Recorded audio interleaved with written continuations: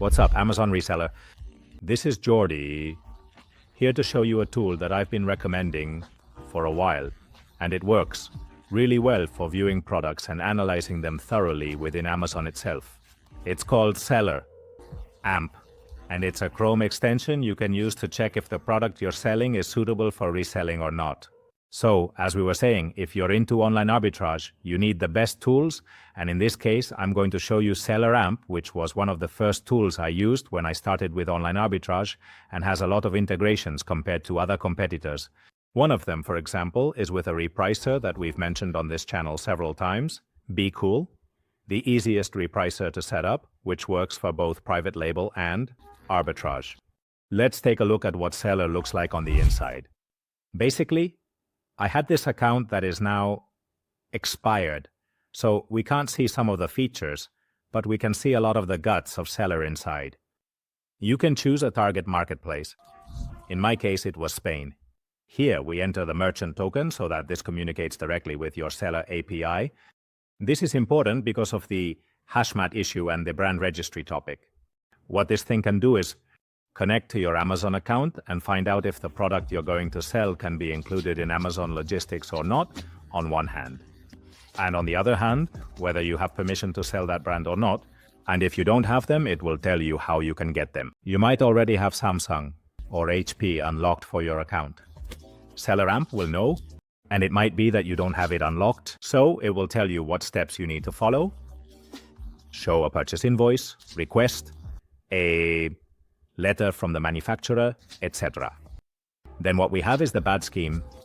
If we're registered for VAT or if we have a standard rate or a flat rate. In my case, it would be a standard rate of 21%. Or it could be that you have a reduced VAT. You can also put it in here. At the purchase level, you can set the minimum bestseller rank percentage you want to see for purchases or the maximum bestseller rank. The minimum, profit. After all Amazon expenses and the minimum return on investment. This means that for products that the SellerAmp database already detects, you're not making at least €3 in clean profit per sale. It won't show them to you anymore. It won't include them in the analysis. Because there are three ways to tackle this. One way is by browsing Amazon with the Chrome extension. Another is with the web application that SellerAmp has. That's what these settings are for. And then you have the mobile app, which also uses these settings. Additional costs, in case you're using either FBM or FBA. What are the prep costs per unit? Other costs, whatever you see. Percentage, fee of what you see. The inbound shipping, what inbound shipping rates you have. The inbound placement and also how you're doing it. If you're going to split the partial shipments, minimums, or with Amazon's optimization. This is new, this is from last year, and it's basically the new way that Amazon has to receive the the stocks that you send to FBA, the peak storage fees, whether you want to use them or not. Okay, in this case, I'm in Q4. Well, go ahead and activate this. I'm not in Q4, so there are no peak storage fees.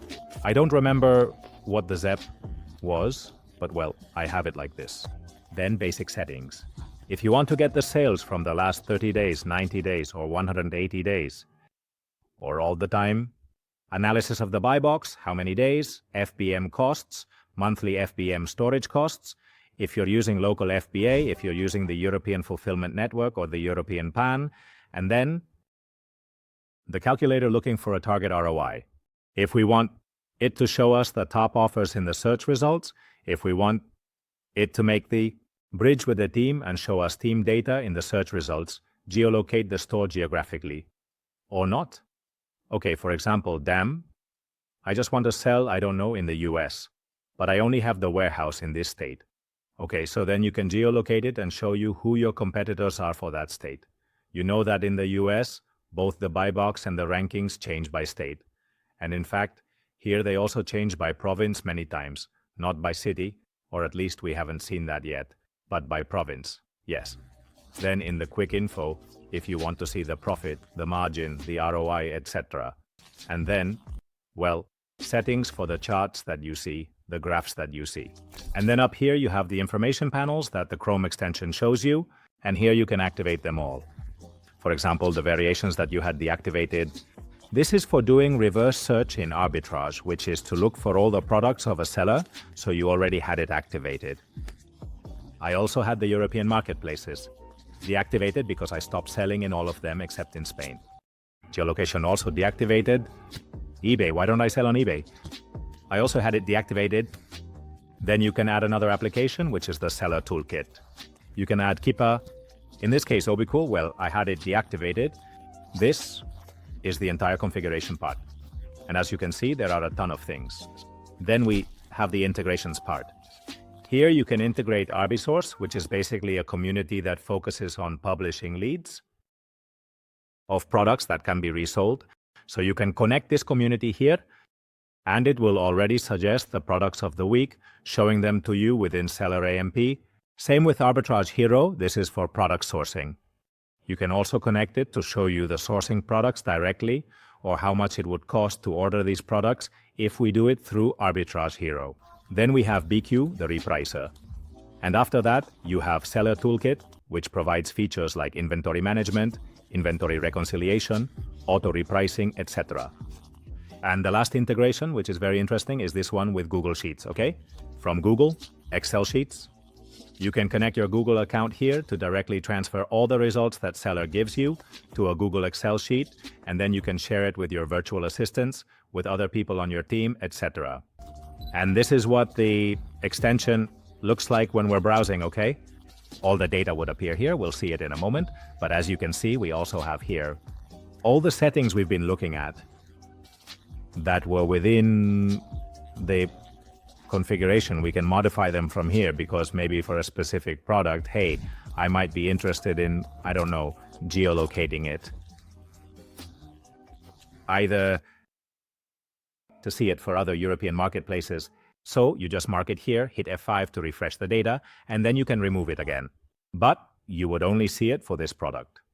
For a product or for a search, or when we're browsing through a category or subcategory, the extension is appearing.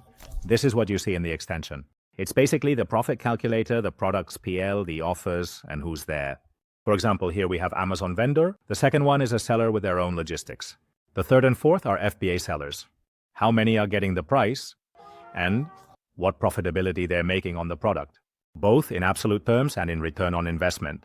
Ranks and pricing, so here you have the buy box price, the BST rank, which Amazon, the one who has the buy box, what price they have, the lowest price from FBA sellers, the lowest price from FBM sellers, etc.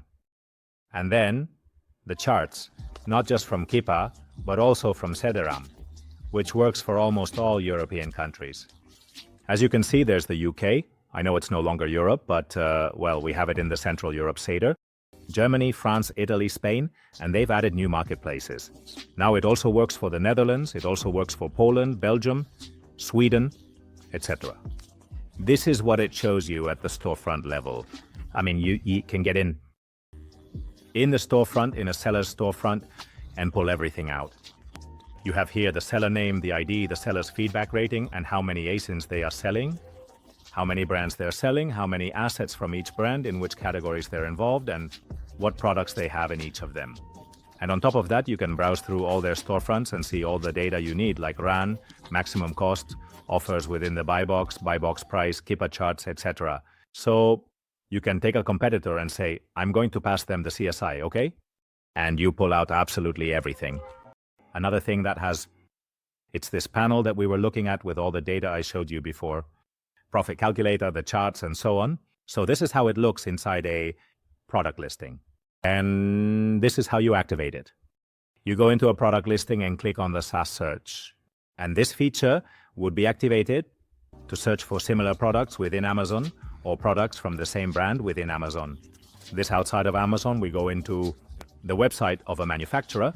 We click on this SAS search. And what it does is tell us if those products are being sold on Amazon and products from that brand or from similar brands or similar categories, whether they are being sold on Amazon or not. It gives us the most important information. This is the last view. Within any retailer, you can get all the information on how it would be to sell this product on Amazon. This helmet is from The Mandalorian from Boba Fett.